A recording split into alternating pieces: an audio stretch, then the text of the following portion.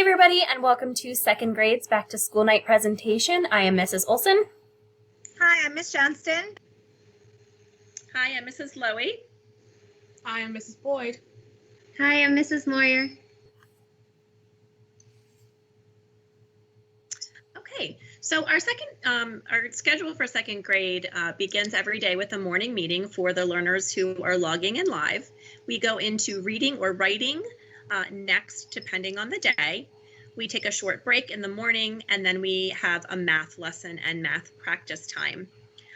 We have lunch and recess. That's a countywide lunch and recess from 11:45 until 12:45. When we come back, we go to our specials, and then we will have science or phonics in the afternoons, as well as some small group and any needs kinds of groups. We have an afternoon break, and then we finish the day with a read aloud or a shared reading. Asynchronous learners can access their lessons through It's Learning, and synchronous live learners, of course, will access the content for the day using the link in It's Learning to join our Teams meetings there. At Magnolia, we recognize core values. The acronym ROCKS represents those core values of respect, optimism, cooperation, kindness, and self-control. The students have seen this, but this is just a visual for our students and our families that identifies some of the behaviors for our core ROCKS values. Because we are virtual and not giving out those ROCKS dollars in school, we are using Class Dojo, and this is where students can earn points for demonstrating those ROCKS behaviors. And classroom teachers will be allowing students to redeem the points for some virtual prizes like a digital dance party or a show and tell or a PJ day. And our school has a goal to earn up to earn 10,000 dojo points to get to a special school-wide reward. Daily behavior is typically reflected in the student agenda when we're in person. We use a 4-step behavior system, 1 being a verbal warning, and 2 being a cool down time to reflect, 3 being a private conference with the teacher, and the 4th reminder would be, of course, a phone call home. And this is something that we will use in a virtual setting, but we may not be sending home those barrier sheets or those reflection sheets like we've seen in years past.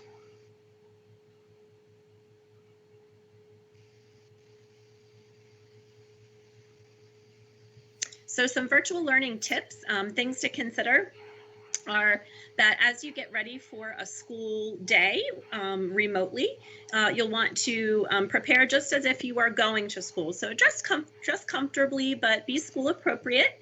Make sure to eat a breakfast before our class meeting begins, and have your materials ready for the day.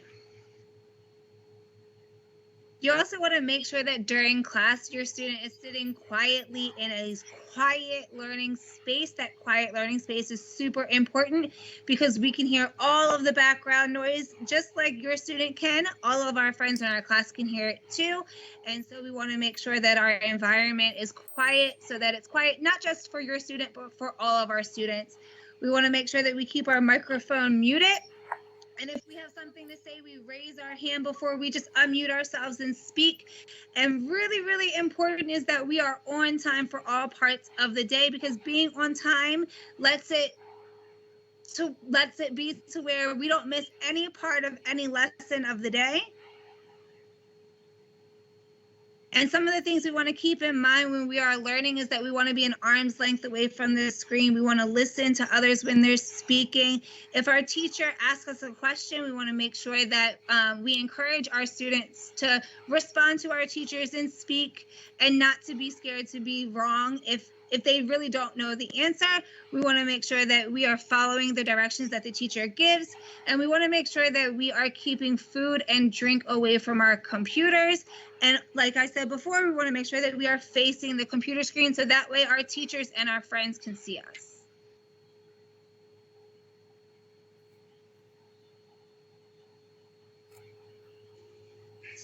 Tuesday folders.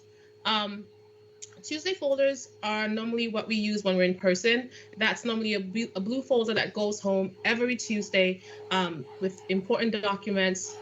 Those are normally signed and returned to your child's teacher as soon as possible.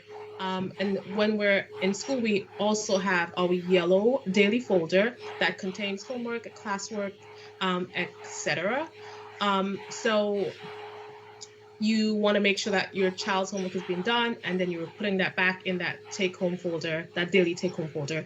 Supplies, make sure that you're writing your child's name on all of their personal items like book bags, lunch boxes, or coats, just in case these things get lost. That way, it's easier for us to locate the owner of those items. Okay, I'm going to talk a little bit about our second grade curriculum. We'll start with reading.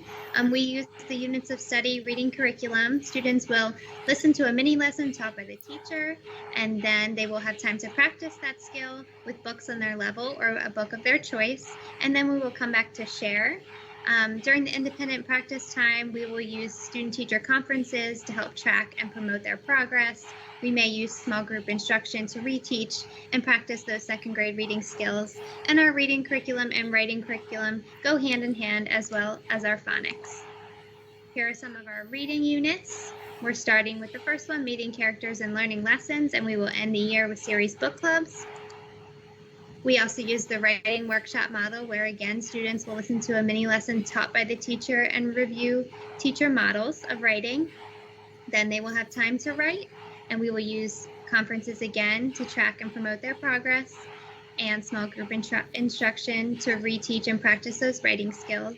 And then the students will be able to share at the end. Here are some of our writing units. We're starting this year with the realistic fiction unit, and we will end our year with our opinion unit. So phonics is where your student would be learning their decoding skills. We start off the year reminding them what they learned in first grade, things like the silent E and long and short vowels. And as we move through the year, we'll be learning how to decode larger words as their reading levels get higher.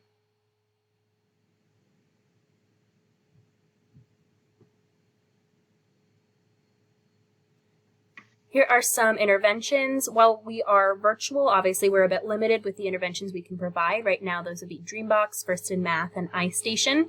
When we get back to school, we will hopefully be able to restart some of those other interventions like LLI and other decoding groups. We use Envision for our math program. We're going to start by reviewing some of those first grade math skills.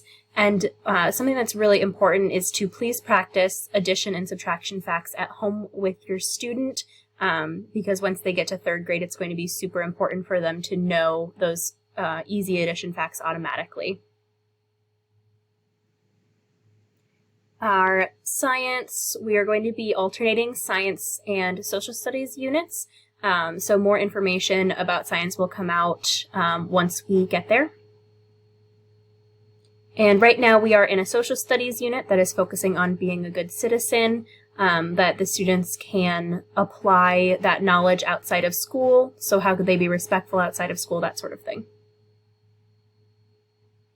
And communication is going to be super important during virtual learning. So the main ways that we're going to be communicating are through the Remind app, phone calls, and email. We'll also be sending out a virtual Tuesday folder. Once we get back to school, we will also have that student agenda like we talked about, and we'll be sending out the monthly newsletters.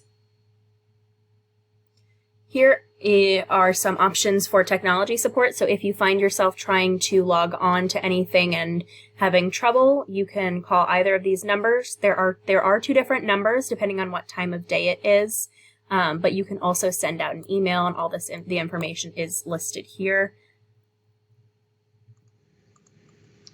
Okay, we recognize that sometimes virtual learning can become frustrating to your student. So what can you do if your child is frustrated? Well, the first thing that you can do is take a break, step away from the computer. It will be okay for your child to do that. HCPS has come out with a virtual calming room that you can access through the HCPS page. Here are some activities that they could do in order to calm down, like coloring, taking deep breaths, listening to music, taking a stretch break or squeezing a stress ball. We do go noodles with our students throughout the day during break times to give them that stretch time. But if they're frustrated, please don't make them sit at their computer and continue to be frustrated. Please take that break with them, and they can return when they're no longer frustrated. We just want to say thank you to you at home, because we know that this is new, and we appreciate your patience as we navigate this virtual learning. We couldn't do this without your support, so we really appreciate all that you're doing to help your student be successful. Here are our emails. If you have any questions, please feel free to reach out to us. We would love to help you with any problems that you may have.